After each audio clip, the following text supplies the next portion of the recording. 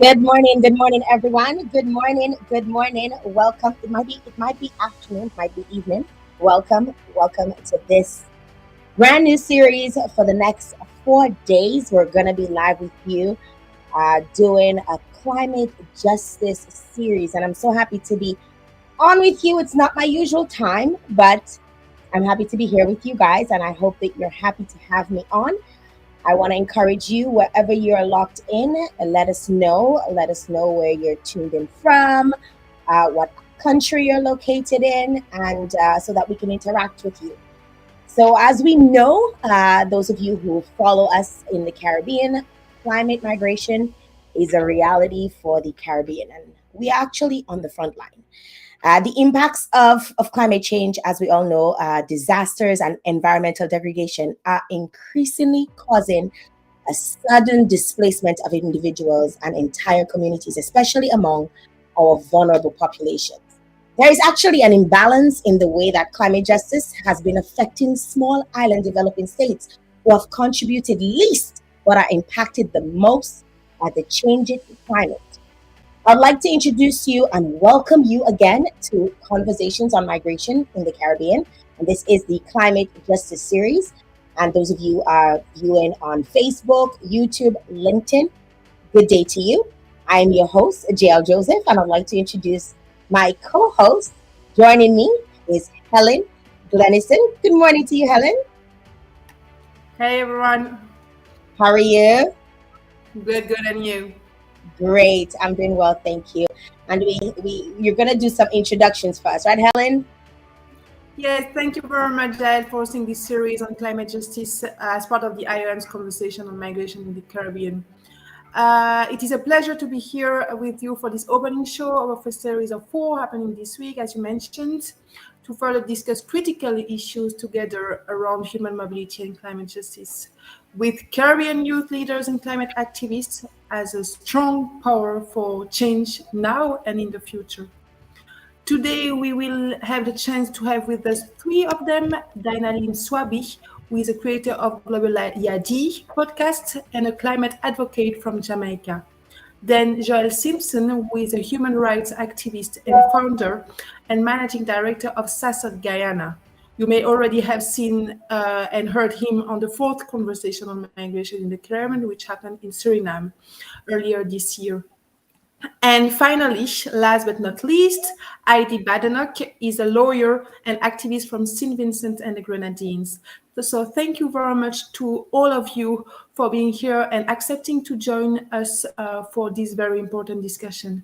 So now giving you back the floor, Jael, for starting the discussion on how do human mobility and climate justice intersect, particularly in the context of the Caribbean's unique vulnerabilities ahead of COP29 happening next month in Azerbaijan. Back.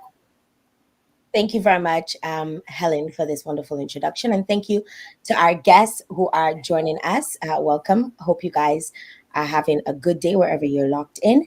As we know, marginalized communities and vulnerable populations are often the most impacted by intense storms. We have flooding, we have drought, sea surge, extreme temperatures, and even other impacts.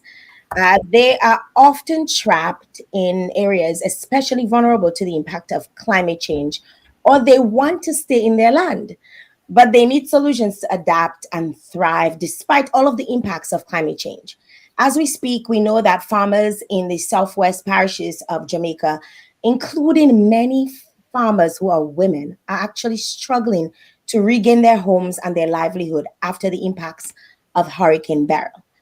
I'd like to pose this question to you, Dana Lynn. How can climate justice help marginalized communities to move away from high risk areas or even to adapt and thrive in Caribbean SIDS highly exposed to climate change? Sorry, you're on mute. Can't believe I felt trapped to the most. Common blunder there. But thank you so much, Joel, for Jael, for bringing me into the conversation with that particular question. Before I jump right into it, I do have to share a connected personal experience. in 2019, while I was doing my master's in London, I remember attending a lecture on climate change and migration. And I recognized in the lecture that there was absolutely no focus or emphasis on the Caribbean, on Caribbean states. And so in my contribution in raising my hand, I asked about the Caribbean given our vulnerabilities. And in a most dismissive way, I was told that the Caribbean is fine because we have the mountains. This is 2 years after Hurricane Maria that would have devastated Dominic and other small island countries. And I recognized and I was exposed by virtue of my connections to people from Dominica that some young people had to migrate to attend schools in other Caribbean countries and overseas. That's just one example of the plethora of vulnerabilities that we face. And I raise that point because in the conversation around climate justice, in the conversation around small island developing states like Jamaica, the rest of the Caribbean being on the front lines, we still have the notion that we are not as badly affected as places in other parts of the world. And I'm not sure, why it is that with the prolificacy of the news headlines, the obvious impacts, even the rise of social media showcasing the prevalence of what we have to go through, people feel as if we're okay. So while the climate impacts have us in the Caribbean exercising the resilience muscle, this really underscores the critical nature of a conversation like this. And coming back to your original question about how climate justice can play a role, it's very fitting that we're looking through the lens of climate justice when we're looking at the intersection of human mobility and climate-induced migration, because climate justice is centering people, centering human rights in our response to adaptation. We can't adapt to climate change if we're leaving people behind. So it's a conversation that highlights the exacerbation of vulnerabilities.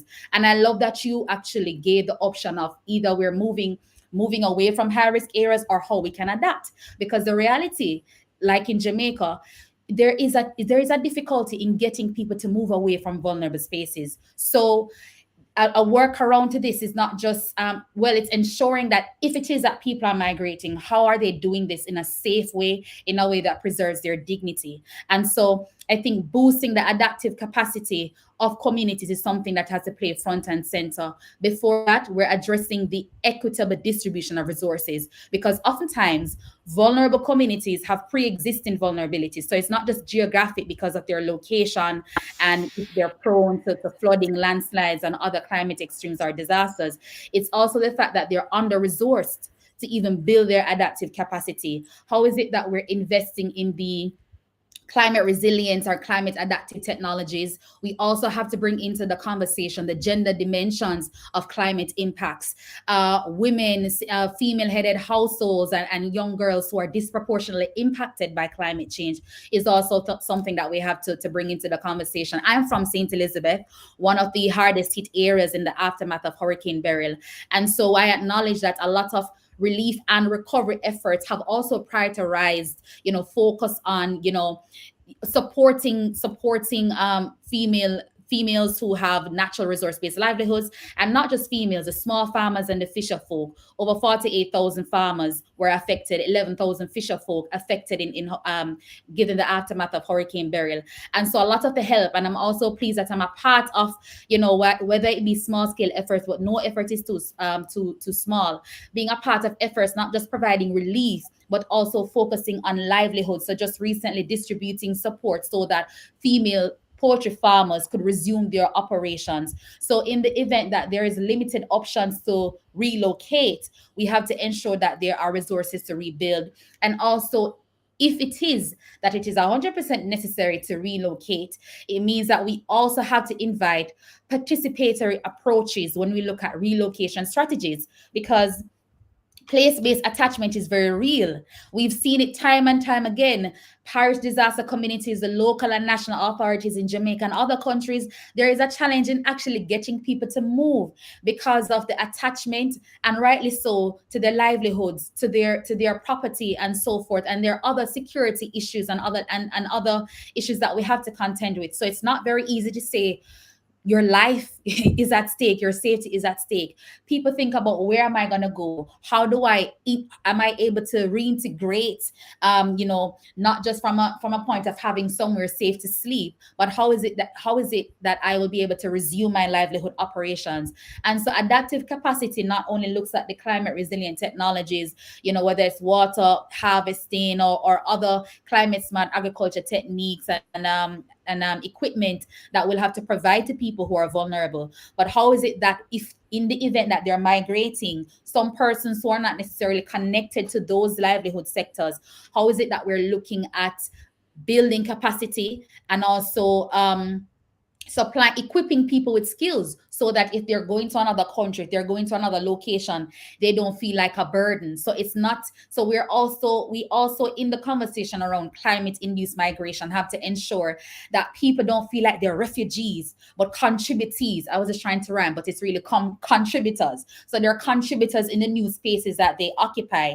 And there's a whole other issues and considerations around social protection mechanisms, again, that will help people to bounce back faster, so that they're not worse off in the event, of a natural disaster. We also have to have a conversation around issues around cultural integration, cultural loss, and cultural identity for people who don't have the option of rebuilding where they are. But if it means migrating to another community within their country, or cross-border migration, how is it that there is strategies or considerations that allow them to retain aspects of their culture, aspects of their identity? And so I know there's a lot. Such a wholesome response.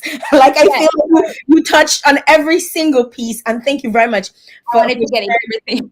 You shared it so passionately as well. So, I mean, for those of us who understand exactly what the impact meant, I was expecting during Hurricane Maria. I got caught in Hurricane Maria as a pregnant 6 months pregnant woman. All right. So I'll leave that there, because you shared so much, and we want to continue the conversation. And I know we'll circle back around if folks have questions. I know Helen is shaking her head because she's getting some gems, and we'll circle back to you because we want to touch on some of the things that you mentioned. I want to bring the conversation across to Joel. And Joel, you've argued that migration should not be just merely is not merely just a challenge, but as a legitimate adaptation strategy for those facing the brunt of climate impacts. You have also emphasized the need for legal frameworks that protect the rights of climate migrants, ensuring that they have access to resources, support systems that facilitate their integration as well as their resilience. How do you propose that small Caribbean economies can address the immediate needs of displaced population and also build long-term resilience against future climate events? Thanks, Jael. Thanks for having me. And, oftentimes these conversations are centered around the small island experience. And of course, Guyana, as a mainland territory in the Caribbean, is not an island. So we also have our own challenges in relation to the climate crisis. Our own capital city, Georgetown, is slated to be underwater by 2030. So it's a very real issue, even outside of small island places. I think there are a couple of key things that small economies can do that don't cost much. They just call for the will to do it, the political will. And those things are, one, we need to collect data on these issues. And this is very important, because if you don't have the data and you always relying completely on anecdotal evidence, you'll never understand the scope of the problem. In the sector that I particularly work in, particularly in relation to sexual and gender minorities, most states in the English-speaking Caribbean don't collect data about our populations at all. And for me, it could start as very simply as inclusion in something like the census, where we can ask questions about sexual orientation, gender identity, and so on, so that we know who people are and where we are. And we have that kind of basic data. I think that's very important, because we have a lot of anecdotal evidence about displacement of marginalized populations, but we often can't quantify the problem. The second and very important thing that I think needs to happen in the trajectory to get towards legislative action is policies state policies which give guidance on this issue. And I think this is very important. First, states need to formulate the policies that their actions in relation to the climate crisis are non-discriminatory. And like my colleague from Jamaica, I have a personal experience with this that I want to share. I recall when we had the COVID-19 pandemic, which was a health crisis, and our government was distributing aid for in relation to COVID-19, and then we got as well flooding, which compounded the situation during COVID in Guyana. And as aid workers were distributing relief, particularly in rural communities in Berbice of Guyana, aid workers decided to exclude transgender people in those communities who were standing on the roadside waiting to collect their hampers and so on, like everybody else. No, there's no government policy that dictated that exclusion, but there's also no government policy that says everybody must be included and you can't leave anybody out. So this is where policy becomes very important so that you can hold people accountable to a written standard. And in the case in the Caribbean, these standards just don't exist. Now, discrimination of this nature often happens in practice, and this is where sensitization and training becomes important. There are conversations already happening in the region, and I think all we need to do is to be inclusive and intersectional in our approach about these conversations. So when we're talking about marginalized and vulnerable populations, include everybody. Sexual and gender minorities also need to be part of the conversation. It needs to be part of the sensitization and training for everybody working in migration, in climate action, so that no one is excluded and no one is left behind. Thank you very much, Joel, for this such a comprehensive approach. And I want to continue on with Heidi. I want to bring in Heidi into the conversation. And Heidi, you come from the Union Island, right, which is part of the St. Vincent and the Grenadines, with a population of over less than 4,000 people, I believe. And Hurricane Beryl really hit your island back on July the 1st this year. And more than 95% of the buildings on Union Island were affected in some ways, and 73% were in the category of destroyed or damaged. 85% of people surveyed in emergency shelters did not have access to income-generating activities. What does this kind of impact mean for the state? And what are some of the non-economic impacts arising from the impact of Hurricane Beryl on your island? Thanks, Jael. It's such an honor to be here among such versed individuals. The youth, we have a promising future if we keep this up. The last report I saw coming from the IMF preliminarily said that between 20 to 25% of the GDP of St. Vincent and the Grenadines was affected by Hurricane Beryl. It may seem small, but putting it into context, that's a quarter of the country's GDP affected in a one-off incident. The government has said that 800 million Eastern Caribbean dollars in damage occurred in that one-off event, right? This shows that for such small islands, we can easily have our resources affected. And because even though Union Island is one of 32 islands, Union Island plays such an important role in the overall economy of St. Vincent and the Grenadines. Union Island, Mairo, Canoan, these islands, they have inhabited by locals, and they were greatly affected by Hurricane Beryl. We also have Petit St. Vincent, Palm Island, which are resort islands, which contribute significantly to the GDP of the country. They've been wiped out completely. They're now in the rebuilding process. Union Island mainly, it's a tourism-based island. So without buildings, no infrastructure, no electricity, no internet, water, limited. It is very difficult to see how persons can or will want to visit Union Island and have them contributing to the recovery of the economy of that island. Otherwise, persons are fisher folk. They run small businesses, market shops, that sort of thing. So the revenue greatly impacted. The recovery unknown at this time, what they would have to do to get back to where they need to be. This is a long-term effort.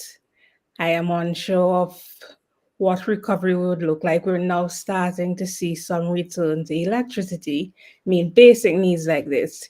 We're 3 months down the road, we're now getting back electricity in the context of streetlights.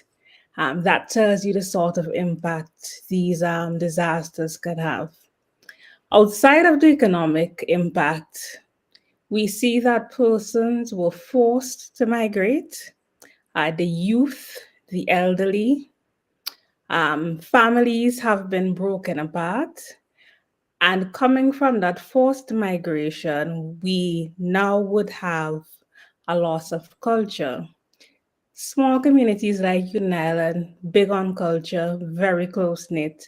But when we see the separation, moving families from one island to another, displacement of students, we know that the culture, what makes them inherently unionites, that's what we call ourselves, what makes us inherently unionites, it will be lost over time, especially where recovery efforts are so far down the road. We don't know if persons after such a traumatic experience will want to return to the island, and we don't know how long it would take for them to return to the island.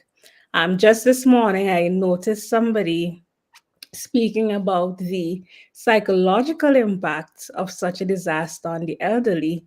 My parents, for example, my father, following Beryl was the first time I saw him cry, a 76-year-old man crying after such a disaster. And it is hard, particularly when you have these islands, people who work their entire lives. This is what they know. This is their home. They know nothing else. This is where they've invested all of their resources. When you reach that age, and Union Island does have an aging population, again, because it's so small, that's something that we hear occurring in small communities. When you have such an aging population and the impact is so heavy on them, you now have to think about having psychosocial support for them. Um, it's really heartbreaking because we often see on TV, we hear, but to experience what it is to go through one of these disasters, it's it's really something else. And I know, back in 2004, I think with Ivan, we thought, oh, this is a one-off thing. But as we can see, it's becoming more and more prevalent. Back when Ivan happened, I remember students leaving Grenada, coming to St. Vincent to go to school. That's a broken family. That's a loss of culture. That's displacement. Now we see it happening in Dominica. We see it happening in St. Vincent and the Grenadines. It's becoming more and more of our new normal. And unfortunately, our new normal places us in a position where we are unable to cope because we lack the resources to cope. And I'm going to leave it there, Jail. Wow, this was very heavy, Heidi. I felt like I was relieving every single thing that you said, and I heard it in your voice. I heard, how heartbreaking it was even for your dad, and it's so personal, and it's our personal. Every single person in the Caribbean has a personal story, and I want to bring in Helen because Helen, we're working hard towards COP 29, and we see these events happen every single year, and I want to bring you into the fold because I know you have questions for our panelists here today. Sorry, Helen, you're on mute. You're muted. Yes, sorry. Thank you very much, Jael, for this. Thank you very much, Heidi, Joel, and then Eileen for sharing your personal experience and knowledge. And actually, it's about generation, it's about your parents, your grandparents, you and even your children and grandchildren, hopefully. So it's not just now, it's something that will impact you in the future. I don't know if we have time, Jael, for the second question. Yes, okay. So we will go directly to the second question. I wanted to have a brief summary, but I think we will just go to the second question. So just because I think now with all what you mentioned, is important to kind of and ask you an actionable question for COP29. As next month, global leaders will be meeting again in Azerbaijan, in Baku. So what would be your message you want to send to world leaders about achieving climate justice for and in the Caribbean? So over to you. I give you the floor, Joel, Heidi, and Diana Lynn. Thank you very much. Who wants to go? Joel, you want to go or? Sure. I think I would very simply say be inclusive, leave no one behind. This is an issue that affects everybody. But at the same time, those who are already facing disadvantage, marginalization, socially, economically, culturally, will feel the brunt of the climate crisis more than anyone else. So we have to be deliberately inclusive. We have to reach out and engage minority groups. We have to document people's issues. We have to include them in the data so that we can design policies which in turn benefit those who will be at the brunt of the climate crisis and will feel the effects of the climate crisis. So that would be my simple message for world leaders. Thank you, Joel. How about you, Dana Lee? I would say it's time to really prioritize the most vulnerable, and the Caribbean cannot adapt fast enough if the global leaders, especially the global north, doesn't act fast enough in curbing the emissions, greenhouse gas emissions. And for me, going to COP29, what we want to hear is how that loss and damage fund will be operationalized. And so it's really a priority for the Caribbean and other small island developing countries to receive adaptation funds. And in the dissemination or distribution of those funds, it has to be a prioritization of grant-based rather than loan-based applications, because we are under-resourced and there is a disparity as it relates to the responsibility for greenhouse gas emissions, and we bear the brunt of that burden. And so we have to be supported in strengthening our adaptive capacity and responding, and so that we don't have the need to be migrating populations, because when it comes to loss and damage, the irreversible impacts and the losses, that fit squarely into how we are being affected here in the Caribbean. Thank you, Denalyn. Heidi. The price we pay for the development of larger countries, it's too high. We see that price in the displacement of our people and in the loss of our culture. And we as indigenous and descendants of enslaved people know that price all too well. We're tired of having to liken ourselves to Lazarus of the Old Testament, where we have to beg at the rich man's table every time disaster strikes.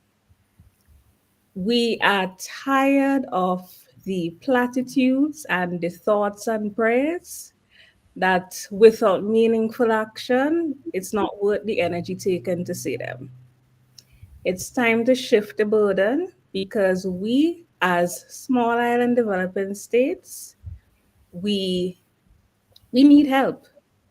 We don't contribute that much to what is affecting us the most, and it is time that the larger countries start taking action. Wow, Helen, back to you.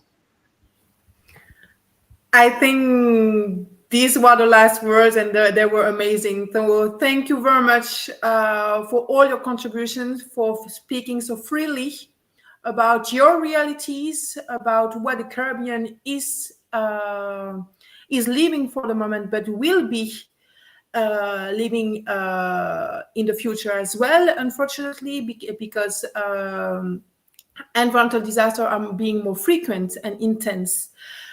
So we need to take that into account when speaking about the Caribbean, when speaking about the adverse impacts of climate change, and when speaking about people that are affected by climate change, by environmental disasters, by environmental degradation, and even more when they are marginalized and vulnerable. So I think we had an amazing discussion today. I will give you the floor, Jael, for the final words for the next ones that are coming in the next days. And thank you again. Thank you very much.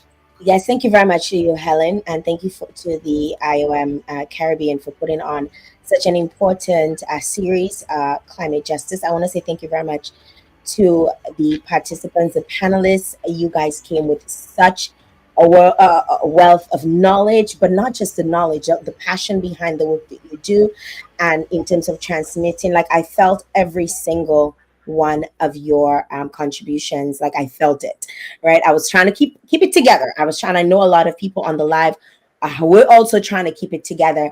And I want to say thanks to you, Dana Lynn, and thanks to you, Joelle, and thanks to you, Heidi, for joining us here today.